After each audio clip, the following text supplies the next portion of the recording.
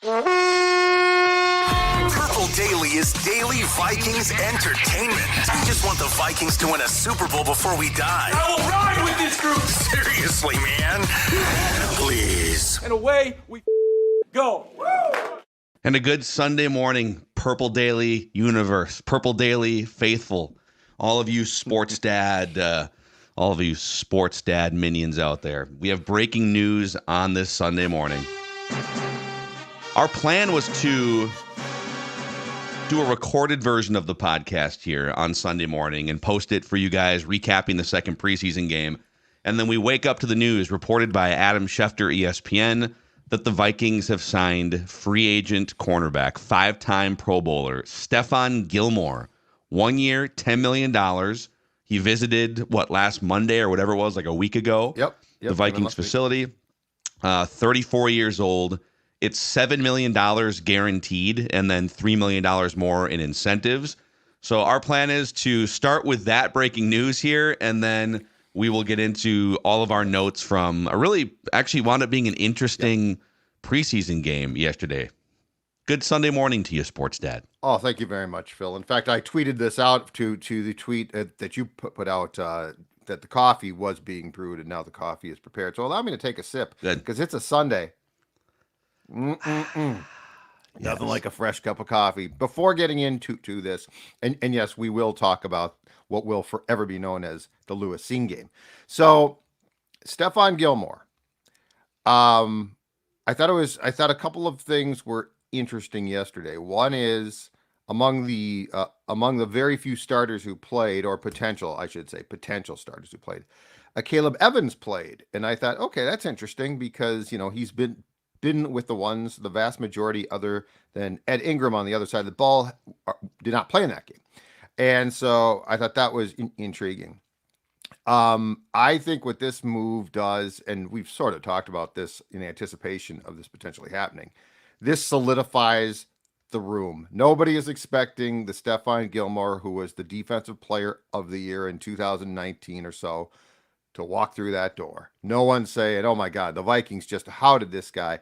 But I do think that this shows that this room now is going to be, hopefully, Shaq Griffin, who O'Connell now is saying we always thought would be back for the regular season, but it's still open for interpretation when he's going to come back exactly.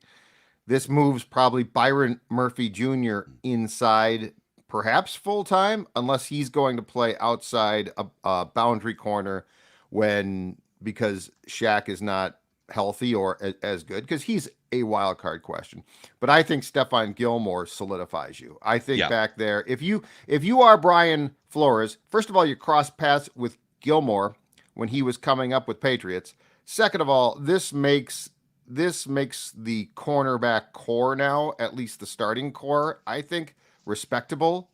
And, there were a lot of questions there. And there's been tragedy. There's been Mekhi Blackman got hurt. So there have been a lot of things that caused you to believe that the cornerbacks were probably going into the season before this, the weakest group that the Vikings had positionally. Like if you were to just break down positionally, safety, strong, right? Defensive line, question marks. But I think it was crystal clear the cornerback group was the weakest link. I think now you've improved that to a point where you don't have to hold your breath on game day, at least when it starts. Yeah, I actually think now some of this depends on Shaq Griffin, who's not the player he was, just like Stephon Gilmore. I think Stephon Gilmore is a better player at age 34 than maybe Shaq Griffin is at whatever he is now, 32, 31, 32. Yep, I agree. But if both those guys are healthy, and the PFF metrics would spell this out too. They're both like very much top half of the league cornerbacks. By pretty much every measurement, Stephon Gilmore was like between 30th and 40th out of 120 qualified cornerbacks in passer rating against, in PFF grade, in coverage grade. So if it winds up being Stephon Gilmore, Shaq Griffin, Byron Murphy Jr., you can do a lot worse than those three guys, three veterans. None of them are shut down like Xavier Rhodes 2017 cornerbacks. I get that.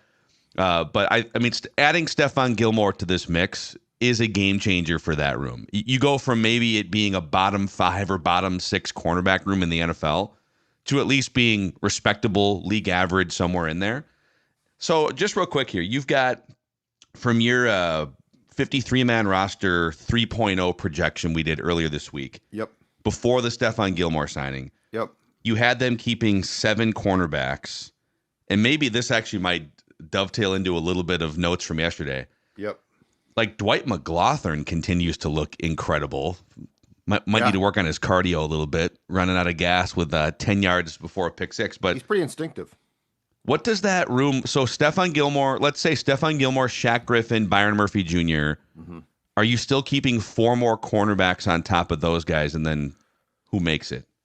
Well, part of this is going to depend on Shaq Griffin, because again, we haven't seen him since what the first week of camp. Yeah, and they're saying he's going to play, but it's a hamstring. He's been out for a long time. He's coming off a season in 2023 in which he played for 2 teams. So part of my concern internally would be him. But I'm going back. So let's see here. I might, just off the top of my head, I might come down by at least 1. I had him keeping in my 3.0 Caleb Evans, who I think is still very safe, AJ Green III, Shaq Griffin, Fabian Moreau, who I think still does make it, Byron Murphy Jr., Jay Ward, Nashawn Wright. I'd probably come down by at least 1. I probably now think Nashawn Wright gets cut, and he's a guy who, if you really want, you probably get him through to the practice squad pretty easily. AJ Green III, probably I cut now. It's quite clear that of all of the guys, they've signed 4 guys at now 5 at corner since training camp started, and traded for 1 in Nashawn Wright. Fabian Moreau is a guy that they like. They've used him quite a bit. So I bet he gets cut. The other thing this does, and this does, to your point, perfectly dovetail into a conversation of what occurred yesterday.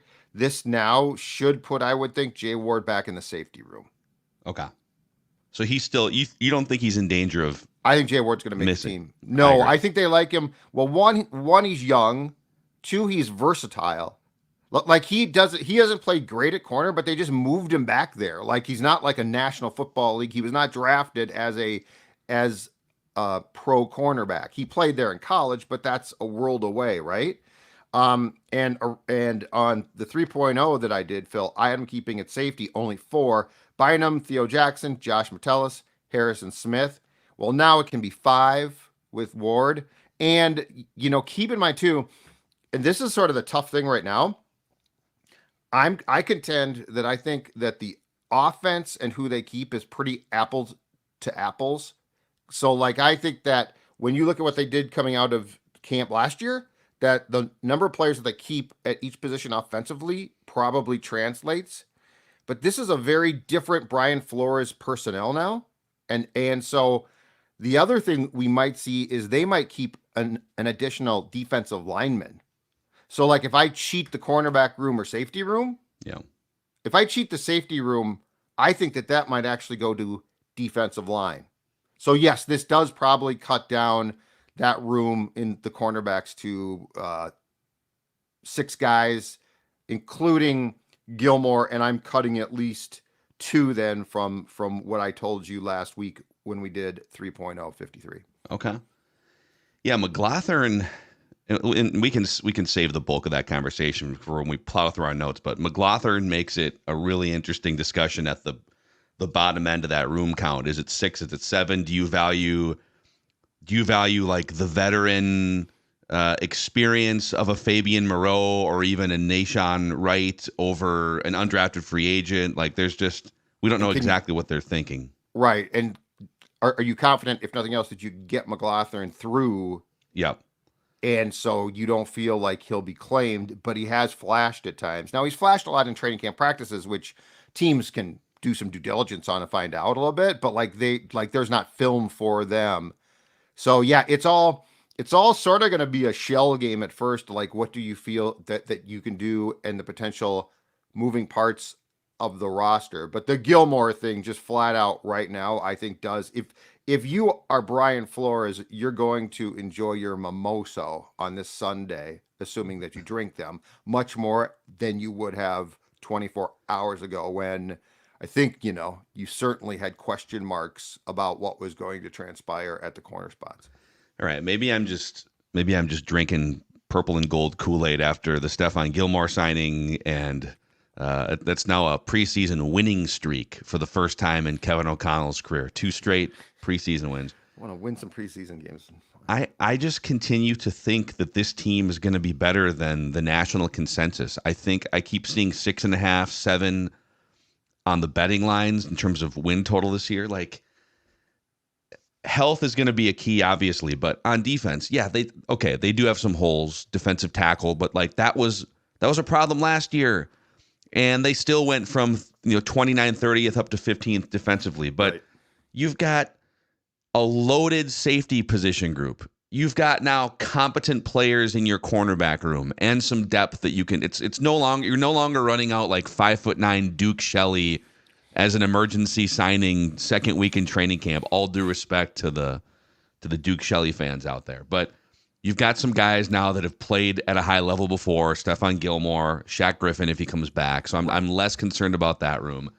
The edge rusher room, we've talked about it, is better than it was last year. My guy Bo Richter got another sack yesterday.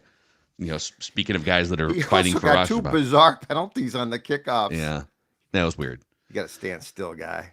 But like, there's talent. There's more talent on defense than people just kind of dismiss the defense because they lost Danielle Hunter Oh yeah, no, that's a mistake. Dude, even like a ton of Vikings fans have just no.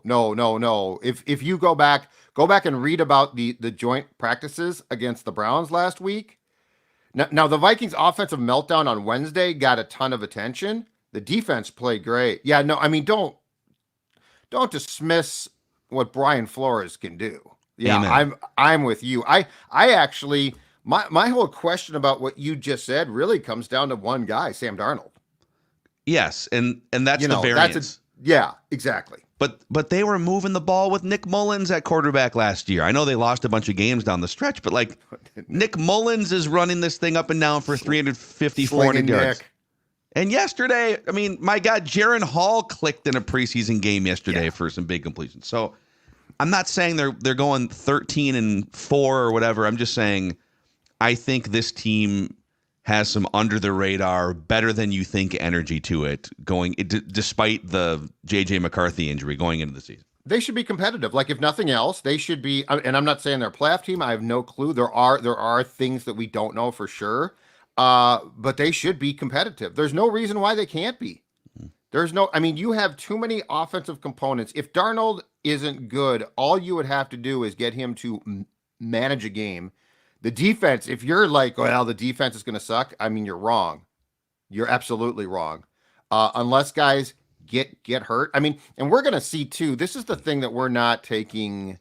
There's so much we don't think about, but defensively, at least for the first portion of the season, before things get on film, right?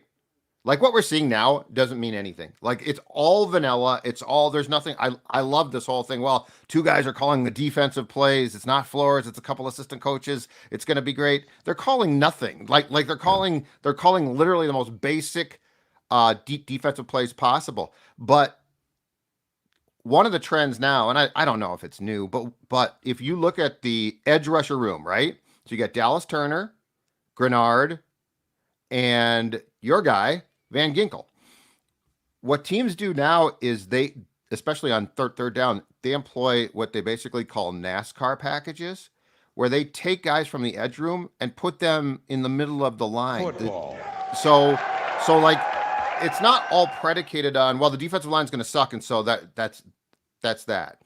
They're going to have different ideas. We have seen nothing. We will see nothing through the Philadelphia game that's going to give you anything to hang your hat on defensively. So yeah, I completely disagree. If you think that this defense is going to be the Achilles heel of the 2024 Vikings, like, oh my God, they've fallen apart.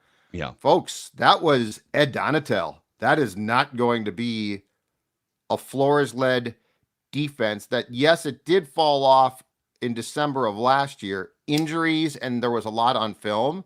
But Brian Flores ain't going to come back with the same show, man. There's going to be a new show come opening day. Yep. Well, let's get into our. I literally have just raw notes, just like fragments of sentences. Let's go through our observations and notes from the preseason game yesterday. After we shout out Federated Insurance, so the Vikings just picked up some insurance for that secondary. If you're a business owner out there, you might need a little helping hand. You might need. It's like having a great offensive line for your business. Federated. It's frontline protection. It's risk management. Federated offers a customizable lineup of industry-specific coverages and risk management services to help you continue your winning streak as a business owner. Federated's been around in Owatonna, Minnesota for over 100 years, 1904. They work with businesses all throughout the country. So even if you're not based in Minnesota, they have a rep for you to talk to. Federatedinsurance.com, where it's our business to protect yours. Also, a couple fun things happening on the Score North app. In fact, let's talk about Roku TV first, America's #1 streaming platform. You may have seen the new intro video on the Purple Daily YouTube channel. We appreciate our friends at Roku jumping in for the 2024 season with a new lineup of smart TVs to access all your favorite free and premium TV, live news, sports. Ooh. Go to Roku.com to learn more. Or you can shop at a retailer near you, somewhere around the Twin Cities, or if you live outside the Twin Cities. And the new Roku Pro Series 4K TV, which, by the way, we are giving one away, a 75-incher on the Score North app right now, nearly an $1,800 value. Just register for free in the Score North app under Listener Rewards. It'll adjust your shows and sporting events with Smart Picture Max. Just a beautiful, glorious TV. Roku.com to learn more, or shop at a retailer near you. And then the Renaissance Festival, the Minnesota Renaissance Festival began this weekend, actually. You can check out the Renaissance Festival weekends now through September 29th, plus Labor Day, where you can throw axes, wield swords, watch live armored combat jousting, enjoy tasty turkey legs and Nordic meatballs. That's right. Football. Nordic meatballs. That sounds really, really interesting. 16 stages of entertainment and a huge marketplace, a million things to do with the family, with the kids. Discounted tickets at renaissancefest.com. We're also giving away a 4-pack of tickets on the Score North app, listener rewards section, to the Renaissance Festival. 4-pack of tickets. You can register to win those things right now inside the glorious Score North app. Okay. You want to start with Lewis Cine? Sure. A lot of debate. The Lewis Cine game. A lot of debate raging. I feel like a lot of people on Vikings Twitter yesterday were angry, doing victory laps, dunking on those of you Lewis Cine skeptics. Which is incredible because you didn't like you would have had to go absolutely balls to the wall on Cine every day to be considered a defender. Like, you can't just emerge now and say, well, I didn't really care before, but now look at Lewis Cine. You're all wrong. All you people hate him. This was one of the greatest showcase games I have ever seen a team do. Bravo Vikings. Absolutely fantastic. So, first of all, let's go through this, okay? Because I feel like the telecast was in on the cell. I felt like, and I think you texted me that you have the sound down, but I don't. So, Paul Allen, Lieber, Bursich, I felt like they were in on the okay. Other teams are going to see this. The Lewis Cine propagandist. Make it sound good. He's a wrecking ball. Look at this specimen of a safety. First of all, ladies and gentlemen, ordinarily guys don't play entire preseason games. I know you're shocked. He played the entire game. I went through the play-by-play. He started the game. Yeah. I don't like any guy that I think, you know what? I didn't like Kirk. I didn't like Booth. People think you hate Lewis Cine. Anyone who's good. As a player, he's been a complete bust, okay? I don't know him as a man. He might be the greatest guy on the face of the earth. I might want him to be my best friend. Do I want him on my football team? Probably not. So he plays the entire game. And remember what I said, okay? They're not running any defense that's going to resemble necessarily what they're going to do against the Giants in week 1. They are running as vanilla a scheme as you could possibly run. Very smart. You don't want to tip your hand. You don't want to put something on film. The Giants are like, oh, we figured this one out. So Lewis Cine playing as free as he possibly can. Basically, we're told to go play football, right? Like this is Go be a football player. go be a football player. Yes. This is as close to a recess football game when you're a kid as you could potentially get. No real game plan, just go play. Dude is talented. Depending on which stat book you look at, 10 or 11 tackles, an interception. Now it was on a tip ball, but it's still a pick. He gets credit for that. A pass defensed, a sack that was Bursicher or Ben said, "Oh, look at that disguising." His disguising was to stop for like a second and just blitz off the thing, which is great, but it wasn't disguised at all. The Browns just missed it. I'll give him some credit. It was good. It was a good little stutter step kind of a thing. Yeah, but it was an athletic sack. It wasn't like any cerebral, okay, this is how the Vikings work. That's a Josh Metellus play. It wasn't. He busted out the Andrew Sendejo hit stick at one point too. Oh God, I didn't see that. I'm glad I didn't see that Sendejo. Oh my God. Anyway, long story short, this was a fabulous job of putting on film. So about 2 or 3 weeks ago, we talked about this. And I was like, I wonder if they could get a conditional draft pick for Cine. And people laughed at me. They're like, what are you talking about? They're going to have to cut him. They're just going to have to cut him. Non-factor in training camp practices. And then yesterday comes along, Phil Mackey. And yesterday comes creeping in. And it's like, oh my God, look at this. Look at this. And I'm seeing all these things, you know. His leg was busted and now he's healthy. And okay, the only problem was a year ago, he said he was absolutely fine. And he still only played in 7 games last year. And he's a first-round pick. So he would have played in more than 7 games if they felt that he was a fit in the Flores system. Okay, but is there room, real quick? I feel like I'm becoming a Cine defender. I know everyone said he was fine to play football. I do think it's fair to say that he's probably not the same athlete that he was before a compound fracture. Sure. I don't believe that he is 100% the same athlete he was when they drafted him. Sure. I don't think it's as bad as him being only 50% the athlete. And I agree generally that he's got enough physical tools even after the injury where it's something other than the physical tools that's holding him back from being as good as they thought. But I do want to acknowledge that injury could easily be sort of a career-altering, devastating injury where you're not the same guy that you were, or Sure. you're hesitating a little bit. Like, I can see how it would impact. That's probably the end of my Lewis Cine defense. I just want to throw that in there. Well, and I don't think he's making the team. If that's the case, that's even more of a reason to now take that film to market and try to get a draft pick for him. That's the long and short. This team needs draft picks.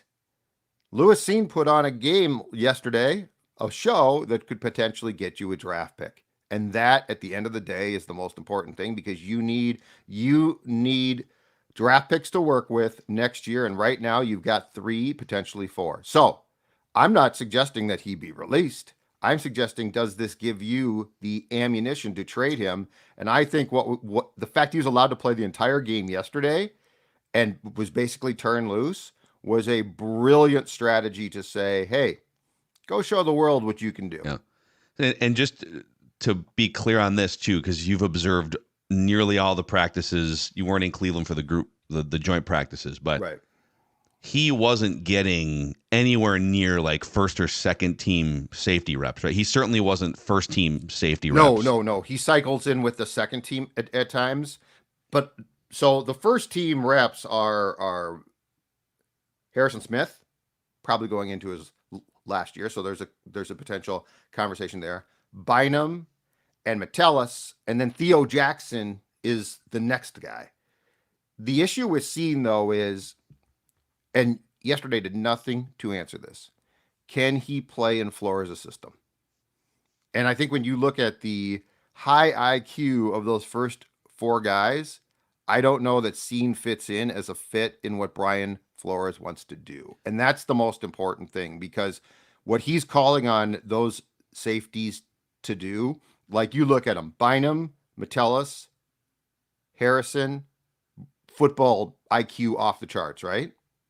Like you literally put Cine out there yesterday and turned him loose, and it was great, but that's not the system.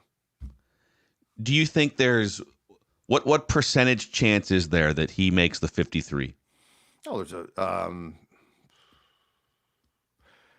considering what they did yesterday, I actually think it went down probably because he now probably can be traded. I'd say about 10%. No.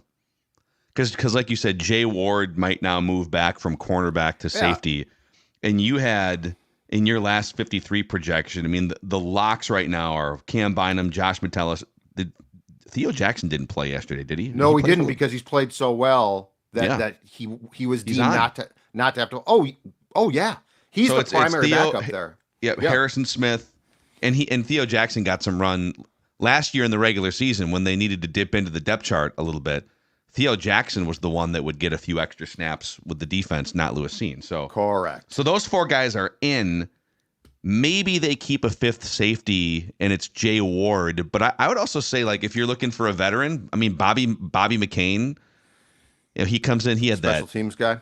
What was that play yesterday? He had the weird pass interference in the end zone. Yeah, where he just tackled the guy. That was weird too because DTR just threw that ball away, sort of just threw it up there because he was about to be hit or something, and McCain did that. But yeah, I think the safety room, I think it's very clear how that is constructed right now. And again, I think it looks to me, and I've read about this as well and heard about this, that's like if there's a high IQ football room defensively at TCO, that room's it.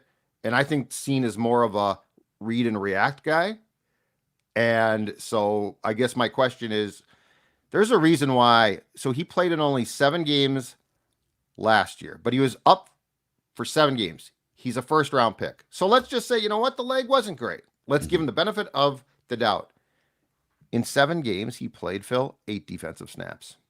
I know. It's crazy. But I mean, that's not the leg. You can't get on the field, dude. Yep. Now, special teams, first special teams play was the first kickoff, I guess. Yep. And he came in and he set the tone with a special teams tackle. But yeah, he had a hell of a game. I'm not taking away from his game. I'm just saying that with how much he played and how he played, I just think it's pretty obvious that the Vikings were trying to give him an outlet to showcase his talents. Yep. And you know what? If he gets traded and can play and the Vikings get a draft pick, it's a potential win-win. Yeah. But it's just with the mode that they should be in, unfortunately, one more thing on this and we can keep going through our notes from the game. Yep. You've got, for instance, you've got Harrison Smith. I think the Vikings are going to be better than national consensus. I don't think the Vikings are a Super Bowl contender in 2024. So with that, you should be in the mode of maybe even shopping a Harrison Smith to see if he wants to go win a ring somewhere. Could you get a 3rd, 4th, 5th round pick for him? And then Lewis Cine is ready at this point, year 3, to take over, but he's not ready, which is the whole conversation. Or Cam Bynum, you say, you know what, Cam Bynum, your contract is up after the year. We love you here, but we're not paying a safety market value, so we're going to trade you because we have Lewis Cine ready to jump in on his 3rd year. But you're not really in a position to just let Lewis Cine take over for either one of those guys whose contracts are up after the year. Right. So it's if you wind up trading him for a 6th round pick, congratulations, you squeezed a little value out of him at the last minute, but you literally let a top 15 pick from 2022 disintegrate into trading back for Andrew Booth and Lewis Cine. I'm trying to save something here. No, I'm not oh, good, you got a 6th round pick. It's a sunk cost at this point. Yeah. Cine was supposed to be when we were sort of briefed on Cine after the draft. I'm going to tell you right now, the vision was that he would be, and this is Donatel pre-Flores. The vision was he was going to be what Metellus is, and it ain't happening. Yeah. Let's just go back and forth here. I'm literally reading from my raw notes. Let's go to, you know what? Wide receivers. Jalen Naylor with another flash play to start. It was a 30-yard reception to start things off. Quick appearance too. Yeah, he came in for 5 seconds. Yep, which is fine. It was a 31-yard reception, and they're like, okay, yep, you're definitely still the number 3 wide receiver on this team. And then Tristan Jackson, little toe work in the end zone, another touchdown for him. He's good, man. He's been, just sneaky good. And I'll shout out Jeshaun Jones, too, for that nice catch sort of over there must have been like a busted coverage in the back because there's no way a deep out should have turned into a 71-yard touchdown reception. But a nice play by Jaron Hall getting out on that bootleg. But I would say just my wide receiver take here is going into the offseason, one of the thinnest groups. Once you got past like Jefferson, Addison, you're looking at the rest of that room and you're thinking, oh boy. Yep. And now I feel like going into the regular season, you could put Jalen Nailor in a game and feel comfortable. I think you could put Tristan Jackson in a game and feel comfortable. And Brandon Powell is just sort of a jack of all trades. So they've got 5 guys in that room that I feel like are at worst professional NFL wide receivers that you can trust in an actual game. And I think 6 make this team. I've seen some debate about that, but unless something happens between now and cut down day late this month, Trent Sherfield is a lock. Like there seems to be this, will Sherfield make the team? First of all, I think he didn't play. So he had one catch. Or one catch, I'm sorry. Yeah. But the second thing is what he brings, they love. And, as you've seen in practice too, he's not flashy, but he's reliable. He can make catches. He can do things that receivers don't ordinarily like to do, at least. Mm-hmm. So I don't think the wide receiver cuts are going to be that like tough. I think if anything, guys have clearly made their cases in training camp. And, Tristan Jackson now has been marvelous. Nailor, we knew had this potential if he could stay on the field, and knock on wood, thus far he has. So I actually think the cut down thing and the Jeshaun Jones thing is, he caught touchdown pass. He also dropped a ball, which was bad. But the fact is, he's playing so late in games. He is a practice squad guy. Like there was this, Jeshaun Jones might make the roster. I never saw that. And he might be good, but you're not playing when he is playing in both the preseason games, unless you are almost certainly a practice squad guy or just a flat out cut. I think that they like him. I think he comes back on the practice squad, but I guess I don't see the wide receivers cuts as being as murky as some. I think it's pretty much crystal clear who's going to make it, and I will be very surprised if they don't keep 6. Yep. No, it has. I mean, the last month, training camp, full pad practices, full team drills, a couple preseason games, it's all sorted itself out the way that you would have hoped. I would say if you were sitting here after watching a month's worth of training camp and preseason and you still weren't quite sure who the guy after Brandon Powell was, then we'd be talking about who's left in the used DVD bin, free agency, scrap heap. Yeah. Because we did an episode right before training camp, or like maybe first week of training camp. Okay, is Hunter Renfrow still out there? Could you trade a 5th-round pick for Adam Thielen or something? But I don't think those are conversations anymore. I think Jalen Nailor and Tristan Jackson specifically have made those really moot talking points. So, yeah. If Nailor stays healthy for the entire year, I think he's going to have a position sewn up for a while. Like, I think the whole thing about him was health and the frustration. Speaking of that, too, you know who continues to flash? Kene Nwangwu. Yeah, you know what? Running the football. Kene, great in run game so far, was on my notes. Yes. He's got some wiggle. Yeah.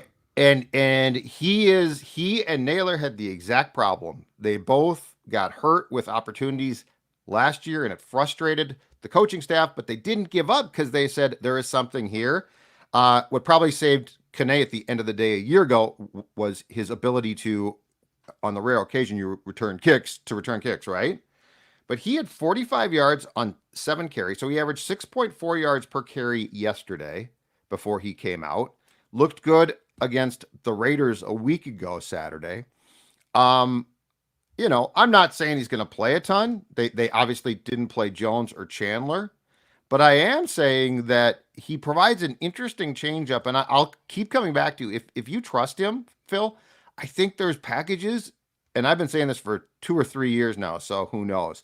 But I think if you trust him in the run game, there's potential packages with that speed and scat back-ish to use him in. So not like he's going scat to back-ish. He is scat back-ish. He's got that sort of, he's a little guy, but he's got the moves. I look at him now and say, I think they see that there's something there. And again, he has to stay healthy, but if he does, what could you do to get creative? This finally might be the year I'm right about that. Dude, I have seen the same thing you have. He did get blown away last week on a blitz protection. So that's if you're going to be scat back-ish, football, you do have to not get blown off your spot when you're picking up extra rushers. So that's going to be something to keep an eye on. That's true. But, he was at Iowa State. We've talked about this, 4 years or whatever it was, 3-4 years at Iowa State. And he was behind Breece Hall, who's one of the best running backs in the NFL now, too. And he's really very rarely been given great opportunity in college or the NFL in the actual offense. He's been mostly a special teamer. So, but yeah, here's the other thing. I'll simplify it this way. When you watch some of the best offenses in the NFL, like the Dolphins, for example, they usually have multiple players who can just break a big play. If you give them a little bit of an opening, boom, 20, 30-yard gain or a 40-yard touchdown. The Vikings haven't, outside of Justin Jefferson, the Vikings, and Jordan Addison brought some of that last year too as a wide receiver.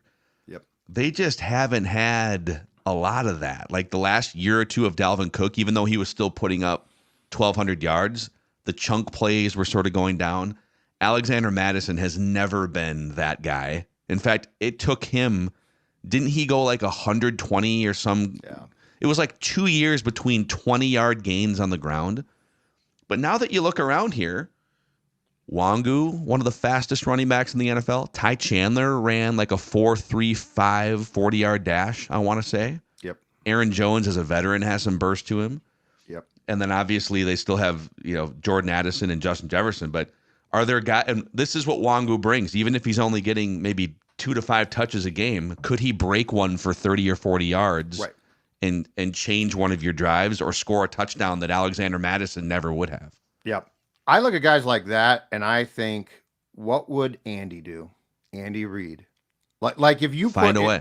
If you transferred Wongwu to Reid and said exactly what you just said, find a way, Andy, he'd find a way.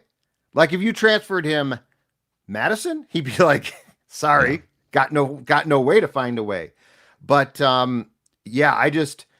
I think the fact that they're giving Wongwu a real long look now that he's not hurt as he was a year ago, I think it signifies that there is an athletic ability there that they can use. And, going into his third year, we continue to sort of wait for O'Connell to get more creative. So unless you're assuming that he's just not going to, which I'm not there yet, I will hold out some hope that he looks at certain guys and says, you know what? I trust him enough. And that's the question. Do you trust them enough? Not to fumble, not to screw up, but I think it's at least intriguing when it comes to Kene Wongwu. Yeah. Let's see here. I got one for you. I have one too. Is it the same one? It might be. Go ahead. Matt Corral came in. Oh, no. Okay, let's do that real quick. Let's do the quarterback thing real quick. Yep. And you thought, it's okay. Is he coming in just as like a camp arm, or that's a former, fairly highly regarded player in the draft from, what was it, 2001 or 21 or 22, whatever it was? 22, third round. Could that mean something for Jaron Hall or Nick Mullins? Well, Mullins was fine. He got sacked a couple times behind a bad group of backup offensive line. But Jaron Hall comes in and throws only 5 passes, but 4 of 5, has the nice dime, 71-yard touchdown on that rollout. Yep. And then poor Matt Corral comes in the fourth quarter, meeting his teammates for the first time, and just gets smoked in the end zone for a safety. So I guess my take is Jaron Hall, nice job fighting for a roster spot, or at least just stay in the organization practice squad. Yep. Matt Corral, clearly just a body to ride this thing out the next 2 weeks. And Corral's past is really intriguing. I had forgotten about it until the Vikings signed him on Friday, and I went back and did some searches. Wasn't he the Tom Brady heir apparent at one point in Tampa? Matt Corral? No, he was. I'm thinking. Am I thinking of Trask? Kyle Trask? Yeah. No, he was Panthers. Corral was actually a guy that was projected going into the 22 draft as a potential late first round pick with all types of skill.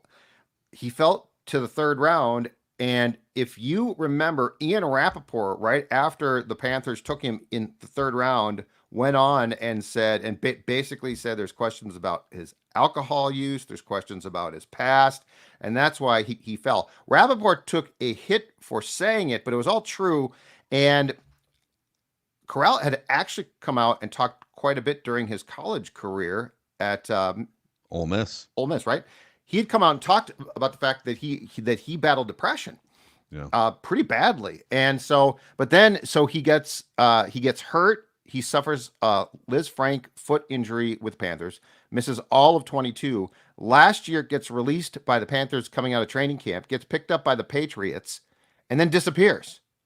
So like the Patriots couldn't find him. That's right. And then he agrees to go on their practice squad. And then like a day into that, they both agree that he's not going to. He doesn't play the entire year, signs with the Birmingham Stallions and plays in 3 games for the UFL champions, and then surfaces here. So there's a lot to unpack. There is a lot to unpack with the background life off the field of Matt Corral. Yeah.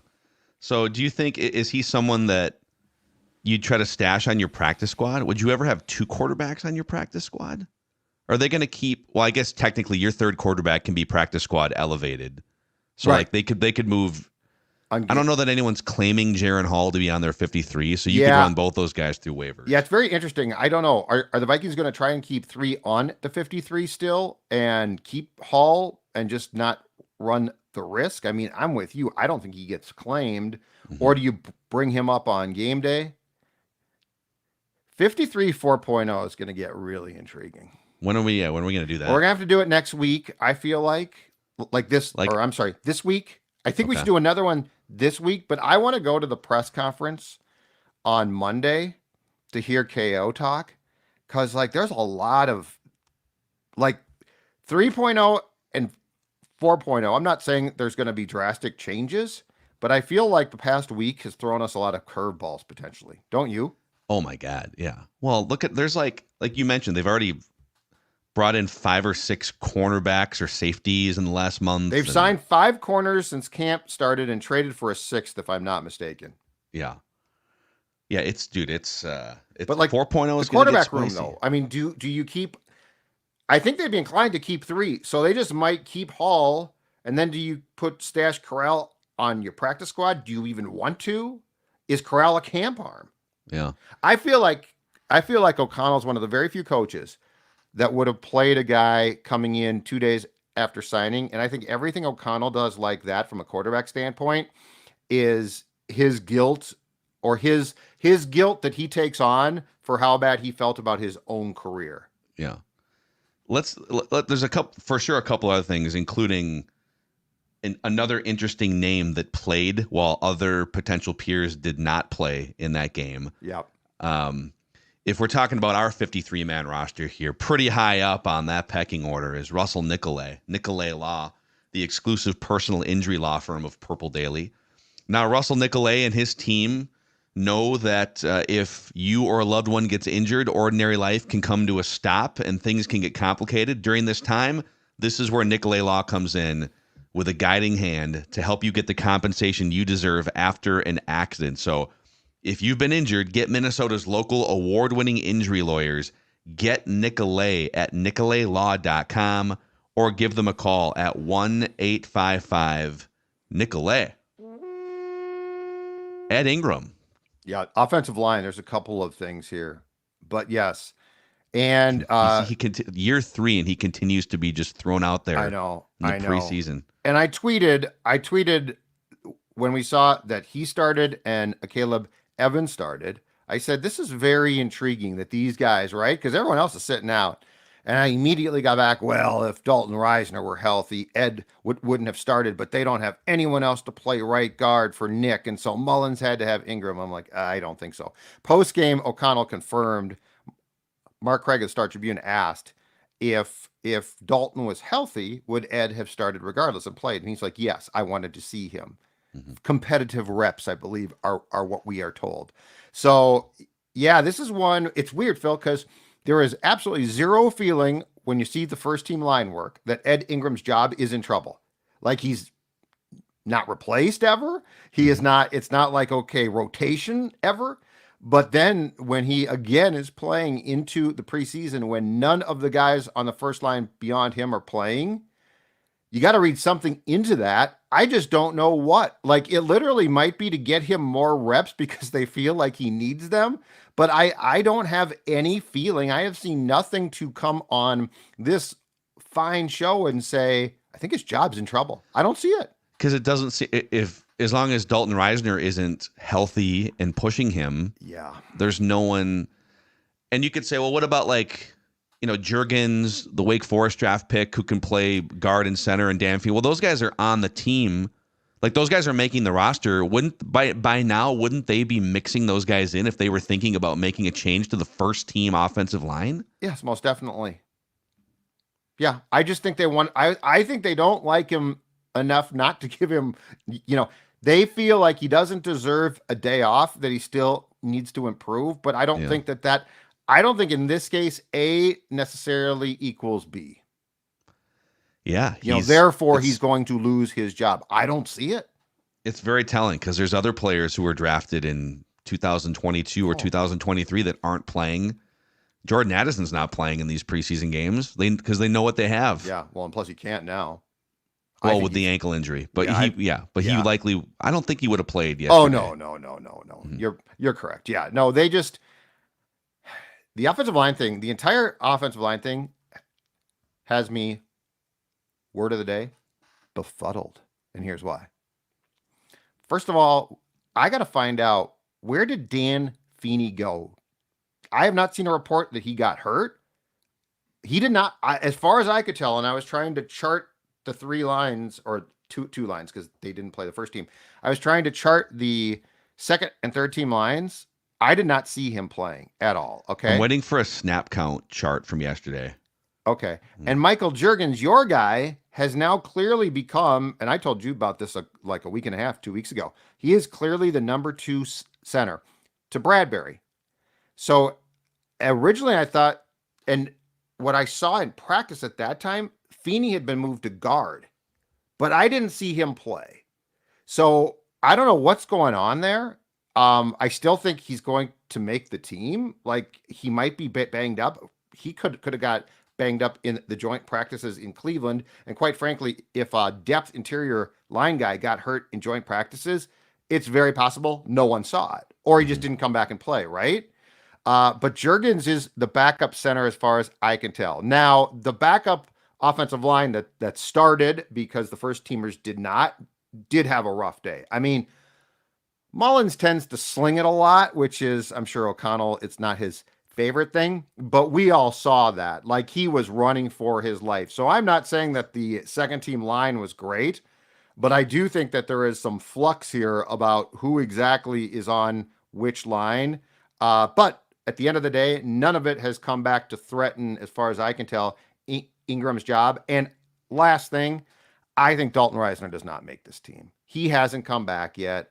I'm sorry, but when I talked to him the first day of camp, and he did it with a smile, and he seems like a very gregarious guy. But when he said, I've never really played right guard in my life until today, except in like a few college practices. And we all know that he was basically told that he was going to be at least contesting with Blake Brandel for the left guard job. I think Dalton got hurt, and I think Dalton said, this also is not what I did not sign up at this point in my career to move to right guard. That's just my personal assessment. Yeah, I might be wrong. And I will pile on your personal assessment, which could be just a hypothetical, by saying, if that is the case, I don't know that he has earned the right to draw a line in the sand. Like, the market has spoken on him the last 2 years that the NFL doesn't deem you a big money starting left guard. You're a guy that comes in and probably has to evolve and be a swing guy. Maybe he's just banged up and can't get out there. But it is kind of weird that at no point has he even threatened a starting spot at left or right guard, even before the injury. Yes. So one thing that Nick Mullins is a Hall of Famer at, by the way, on those rollouts, or if he's flush from the pocket, is waiting until the last possible second to get rid of the football and then taking a completely unnecessary massive hit from an edge rusher or a linebacker. Yes, like 3 different times yesterday in a preseason game, and he's like, roll out, roll out, roll out, wait, and then he dirts it while getting absolutely forklifted off the ground. Before we say goodbye, any other final? Another Bo Richter sack. Big Leg Bill had a couple. Yeah, couple big nice Bill, field money, goals. absolute money. Dwight McLaughlin, we already talked about. Yeah, back on the line for a second again. Keep your eye on number 79. Tyrese Robinson is getting extensive time at guard now. Mm-hmm. I don't know if he makes the team, but he seems to be the primary beneficiary of the Reisner injury, along with Juergens, because he's now moved to, it looks like, the backup center spot full time. But Robinson to me is an interesting one. He's a big guy. He's a guard. I think they like him. Again, I don't know if he makes the team. He might, because they do tend to keep extra offensive linemen. But if nothing else, he's a guy I think who has very quietly ascended the depth chart. You know, again, it's the interior line. You're not, oh man, I got to watch the interior line. Mm-hmm. But you see him. He played on. I think he played the entire game as well. He played second and third team. So that's just one to keep an eye on. If Reisner goes, I wonder if Tyrese Robinson sticks. And I think the Reisner thing might be a mutual parting of ways too. I could see that. Hey, I didn't really sign up for this. I thought I was going to challenge. The Vikings were like, sorry, you weren't. Do you think the Vikings really didn't communicate? Because the way he kind of said it was, I don't know, this is the first I've been sort of he told. He claimed he was told the day of the first practice, training camp practice, that he was playing right guard. I don't know what to believe. Like I don't know that would happen. Like they would be talking to his agent about bringing him back in, and they wouldn't at any point clarify what the plan is for him. I think it would happen with some teams and coaches and GMs. The Vikings don't strike me, and who knows? I'm not there, but the Vikings strike me as the type of team that, especially O'Connell, they attempt to be at times probably painfully transparent. So it seems odd to me. Wow, a busy weekend here. Yeah, it's exciting for the Vikings, man. Yeah, and for those of you that are hanging out with us here, a couple thousand people right now hanging out with us 50 minutes into this Sunday brunch edition, Purple Daily over coffee, the breaking Stephon Gilmore news. Yeah, if you missed our discussion for the first part of this podcast, go back and listen to it or watch it on the Purple Daily YouTube channel. Stephon Gilmore comes in. He's 34, and he's just been a one-year mercenary the last 4 or 5 years, but he's been one of the best cornerbacks in the NFL during his career, and he still has gas left in the tank. So it's a big-time signing. I think maybe on tomorrow's show we can address, there's like a dark corner of the Vikings fan internet that either they don't like the Gilmore signing. I'm already seeing a bunch of stuff that what's the point? There's some very angry people. Why not just tank for the draft pick? All I will say, say 2 things, and we could do more tomorrow.